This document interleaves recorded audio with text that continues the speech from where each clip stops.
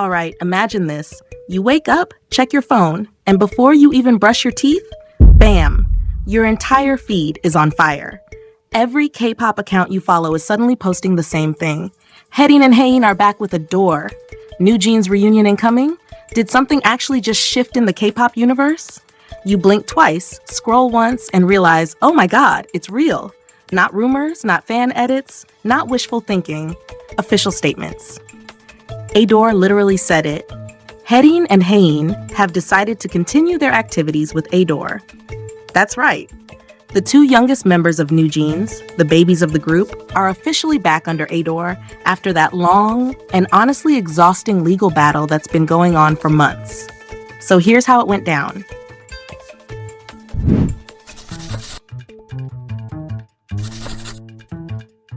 On November 12th, ADOR dropped a statement saying something like, after careful discussion with their families and consideration, Heading and Haein have decided to respect the court's ruling and continue their exclusive contracts with ADOR. Basically, they're staying. And honestly, that's huge.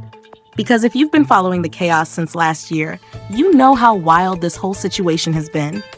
Back in late 2024, NewJeans dropped the bomb that they were terminating their contracts with ADOR. They started promoting under a new name, NJZ, which was like, okay, that's kind of clever, but also, what's happening? Everyone was confused, the fans were panicking, and ADOR was like, excuse me, that contract is still valid. So of course, ADOR filed a lawsuit to confirm the validity of those contracts. Then in October, the court ruled in ADOR's favor. Basically, the law said, yeah, those contracts are still valid. But then, the members' side released a statement saying something along the lines of, we can't go back to ADOR because the trust is gone, which, fair. It was messy. Feelings were hurt, bridges were burned, fandoms were fighting. It was drama of the highest K-pop tier. So now, this November, to see Haein and Heading actually return to ADOR, it's kind of shocking. It's like when you swear you'll never talk to your ex again, but suddenly you're spotted at brunch together. ADOR said they'll do everything they can to help the girls promote smoothly and also asked fans to chill with the rumors. Which is fair.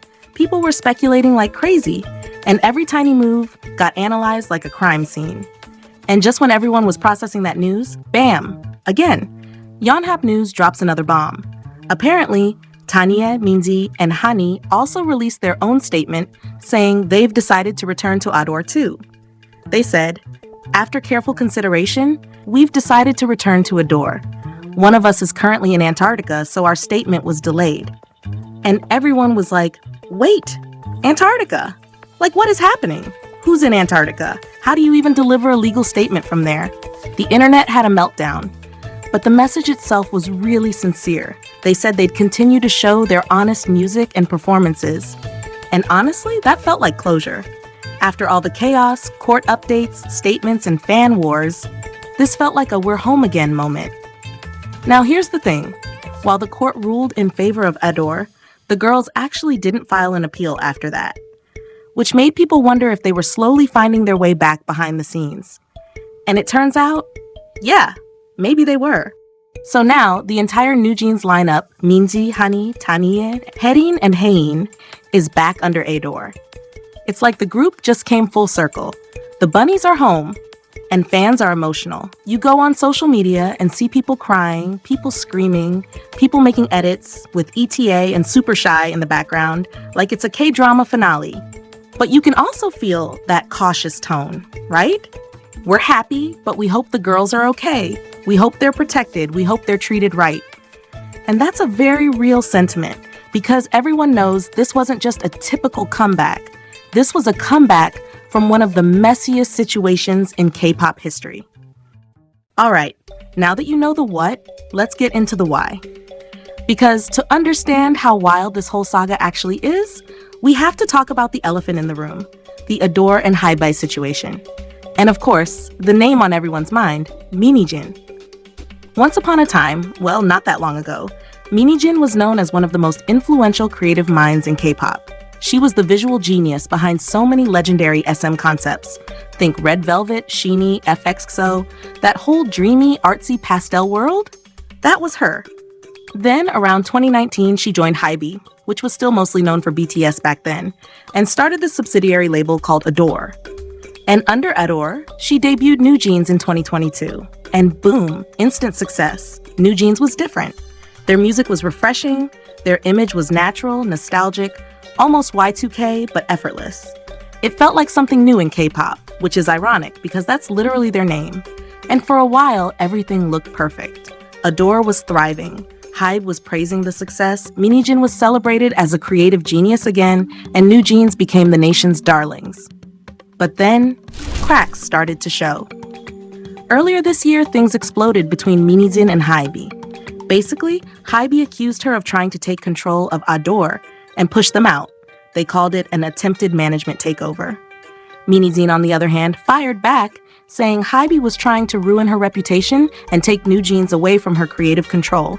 She claimed that HYBE's other girl group, ELIT, was copying NewJeans' concept. And fans went wild. The internet turned into a courtroom. Some people sided with NewJeans, calling her the true artist behind NewJeans' magic. Others sided with HYBE, saying she went too far. It was chaos, pure K-pop chaos. Eventually, HYBE suspended her from her CEO position at ADOR while the investigation was ongoing. But ADOR as a company still existed under HYBE's umbrella, meaning legally they were on the same side in this NewJeans contract case. That's the twist most people forget. ADOR and HYBE aren't enemies here. ADOR is part of HYBE. They were both defending the validity of the members' contracts.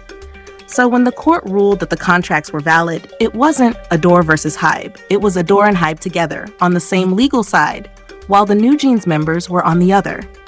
So the NewJeans members returning to ADOR doesn't mean they're going back under NewJeans. They're going back to the company, but not under her leadership. That's a big difference. And that's why fans are watching closely to see what kind of ADOR exists now without NewJeans and how NewJeans will move forward from here. So yeah, that's the context. They fought publicly, the fandom divided, and in the middle of it all, NewJeans was caught between legal contracts and emotional fallout. And now, after everything, court battles, statements, Antarctica, everything, the girls are finally back home. It's like the ending of a long, confusing drama. The one where you don't even know who the villain is anymore. You just want everyone to be happy and safe. So, what's next? Maybe a quiet comeback. Maybe a rebrand, maybe just some peace for a while. Whatever it is, fans are ready. The world is watching. What do you think about all this? Let me know in the comments below. Thank you for watching. Please subscribe, like, and share if you found this video informative. See you in the next one.